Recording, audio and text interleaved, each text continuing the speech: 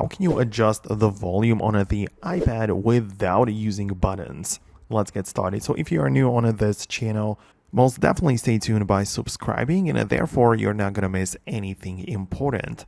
So what we need to realize is that you don't only need to use the physical volume buttons on the side of your iPad, because you have some other options as well. Like if you swipe down to access the control center, you can find the volume slider, right? So you can even hold down on it to make it go full screen for even better precision, right? I find it to be even more useful because the physical buttons only move in between like set increments, but when you grab it and change it manually, you can even go in between those settings.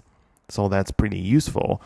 Outside of that, you should also not confuse it with the ringer volume, because in your settings, we have the sound section and there is another volume slider.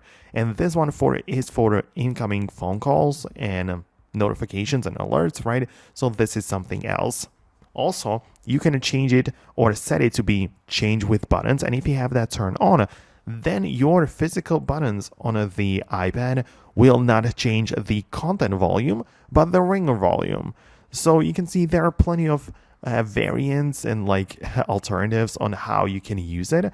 So yeah, you have more options.